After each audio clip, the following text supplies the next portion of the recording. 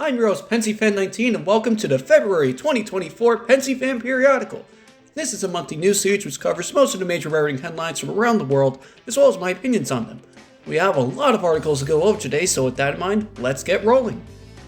First off, we're starting off with a new rendering from a briefly mentioned follow-up story, as Metra has released official concept art for their new battery-powered Stadler flirts. This comes as Metra's next move after their proposal to convert F40s to run on batteries with Progress Rail ultimately failed, as the Chicago-based commuter railroad is still looking to utilize zero-emission train sets for at least some of their lines, despite purchasing rebuilt SC70 Mac diesels and a new order of also bi-level coaches to be pulled by said diesels. Even though the BMUs are designed to be expanded to 4-car consists, there's still a glaringly obvious problem. Most of Metra's trains consist of at least 7 bi-level coaches, which, even though they technically aren't ADA accessible, they might have more capacity when compared to the single-level flirts, which could be solved by running 2 train sets back-to-back. Meanwhile, these new train sets have received mostly negative reactions from rail fans, with some being mad they'll eventually be replacing the iconic F40s in gallery cars, with others being disappointed that Metra simply doesn't electrify more routes due to overhead wires being cleaner than battery power. Meanwhile, these BMUs have a catenary installed to recharge at an overhead charging station, as they're scheduled to enter service on Metra's iconic Rock Island district, as they'll be numbered in the same range as their existing MP36PHs, as the rendered train sets just so happen to be numbered 404, so it gets Pensy points for referencing the iconic LARR engine of the same number. But anyways, although I agree with the various complaints from rail fans about these new BMUs, I still see some potential in these rail cars, as some trains are better than no trains, and they can not only increase frequency on certain lines, but they can also be used for short distance runs on longer routes, or even trial service on proposed branch lines. Despite the pros and cons of the Stadler BMU, it'll certainly be interesting to see how these new rail cars will serve the commuter railroad of the most iconic railroad city in the country as it enters a new era in commuter railroading. Speaking of which, here is some interesting news. Ancora Holdings is looking to take over Norfolk Southern by replacing their current CEO and COO with James Barber Jr. and Jamie Boychuk, with NS proposing to add Heidi Heitkamp and Richard Anderson to the board instead. The FRA issued an emergency order that immediately shut down the Blackwell Northern Short Line Railroad due to multiple safety violations, with Rock Island Rail Lines trying to operate the services on the route in the meantime. BART fare gates have briefly stopped working due to a Windows update. An application error prevented Seattle to Boise Intercity service from being included in Amtrak's Corridor ID program. BNSF celebrated the 175th anniversary of the Santa Fe Railroad by claiming that BNSF turned 175 years old. The CSX Seaboard System Heritage Unit was spotted leading an OCS, thus being one of the first CSX Heritage units to lead an office car special. Canadian National is to develop generators and containers to power several refrigerated containers on intermodal trains. Germany is to test hydrogen-powered trams. China tested a new maglev Hyperloop train that is supposedly now the fastest train in the world at 387 miles per hour. Wuxi has commenced their first interurban railroad in China. Tokyo Metro is one of the bidders to operate the Elizabeth Line. LNER wrapped one of their Azuma HSTs in honor of a puppet named Eleanor. Hornby is to release an HO gauge model of the train in the wrong trousers from Wallace and Gromit. Maratina Sand Train is to appear in Top Gear Grand Tour.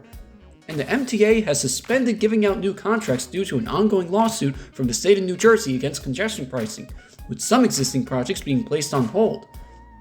This is due to most future MTA projects relying on proposed income generated by congestion pricing, which is to charge drivers $15 for driving south of 60th Street in Manhattan.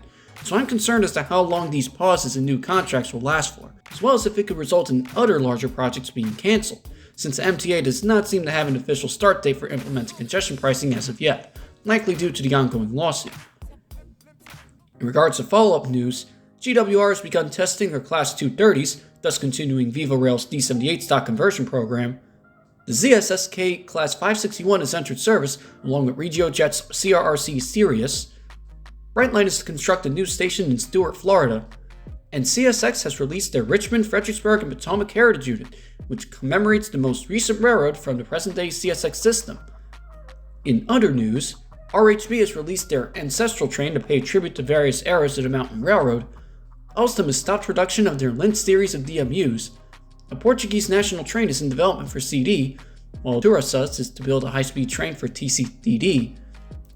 CAF is to make new EMUs for Renfe, while Transitio is to purchase the CAF Civity Nordic. Sheen is to use CityLink trams for S-Bahn service. Stadler is to make new train sets for Saudi Arabian railways, while the same country is working on a luxury train named Dream of the Desert. Stadler is to construct a Kiwi Rail DM class, while Bulgaria is placed in order for Talgo 230s. Trinity Railway Express is to purchase Siemens chargers with no rendering as of yet. BKM is to make new streetcars for Belarus name that I can't pronounce. Hyundai Rotem is to construct the HR 5000 for LA Metro. Palmetto Railways is to convert 2 of their engines to run on batteries. The Colebrookdale Railway has received private car Loretto. The Kansas City Chiefs won the Super Bowl against the 49ers with 3 seconds to go in overtime. The Seminole Gulf Railway has restored service to Fort Myers, Florida. Turkey has opened a new light rail line in Istanbul. VR acquired MTR Express, while Metrans acquired Adria Rail. Opel Rail is to be privatized. Siemens started their own multiple unit leasing company named Smart Train Lease. And NJT released a Black History Month themed ALP 45 and bus in dedication to various black authors. Also, happy 70th anniversary to the Pennsylvania Trolley Museum, and congratulations to Trains Magazine for releasing their 1000th issue. After all that, it is now time for this month's Meme of the Month. This month's Meme of the Month is Pear Marquette. And now, the top story of the February 2024 Pensyfan Periodical is FRA releases long-distance passenger rail report. After the success of the various intercity passenger rail proposals with Amtrak's ConnectUs map, the FRA released a brand new series of long-distance passenger route proposals for Amtrak to eventually operate in their latest study. A total of 15 brand new long-distance routes are included in the latest report, essentially doubling Amtrak's long-distance services, with a wide variety of termini with almost every route including at least 2 alternative alignments. So let's dive right in. Right off the bat, we finally have direct Chicago to Miami service by utilizing the proposed Atlanta to Nashville route that's also proposed in the ConnectUs intercity map, with alternative routings along the Florida East Coast main line of Jacksonville, along with the CSX alignment through Savannah and Augusta, and even the proposed extension to Green Bay, the last of which I don't feel is necessary by comparison. Up next is a brand new Miami to Dallas train, which surprisingly uses the FEC main line as its primary route, which could possibly cause some congestion issues with Brightline and FEC, so I would prefer the existing CSX alternative via Orlando for this route, but it otherwise makes good use of the New Orleans to Baton Rouge connection, with the option to detour to Houston and follow the Texas Triangle route up to Dallas. Now we have an interesting line that I'm especially happy to see, namely Denver to Houston, which essentially restores an underrated Burlington route line, originally the Colorado and Southern Railroad between Denver and Dallas, which continues to Houston with an option to detour to San Antonio. Very nice to see an almost forgotten passenger line brought back through some of these LD proposals. Then we have Los Angeles to Denver service, essentially restoring the Desert Wind in the UP City of Los Angeles with a shorter distance, along with an alternative to use the Burlington and Santa Fe routing by restoring the little-used Flagstaff to Phoenix connection. Now we have one of the most unusual termini of the bunch in my opinion, namely Phoenix to St. Paul. I'm glad to see it directly connects Kansas City to Minneapolis, along with using Southern Transcon line to run through Amarillo, but I feel the route should be extended a bit further to a larger LD terminus city, namely LA. Next we have one of the most discussed proposals of the bunch, with direct New York to Dallas service, which not only restores the once popular direct New York to St. Louis option, but also merges it with the Frisco Railroad's main line to Dallas, based on its current alignment, which I prefer the most when compared to the existing Santa Fe alignment via Kansas City, since it brings more rail service to passenger rail deserts. Another equally long proposal is New York to Houston, which makes use of various CSX secondaries, namely Atlanta to New Orleans via Montgomery, formerly the Atlanta West Point Main Line 2. Now, the Seattle to Denver proposal is pretty interesting, since the preferred alternative is the more well-known Pioneer restoration via Boise, while the other alternative restores a much lesser-known Burlington route service via Billings, which, although not as populated as the preferred alternative, I feel should see at least some service as well. Another personal favorite of mine is San Antonio to St. Paul, since it restores service on a once popular North-South Midwest long-distance corridor once operated by the Rock Island and Burlington route. It can also serve as a good connector between other east-west lines.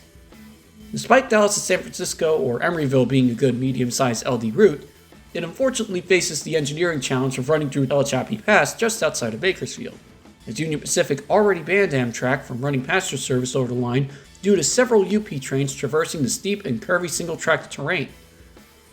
Detroit to New Orleans is another brand new line that does a good job connecting many southern cities that haven't seen rail service in decades, as it also restores an overlooked Detroit to Cincinnati connection and can supplement other proposed LD services between New Orleans and Louisville.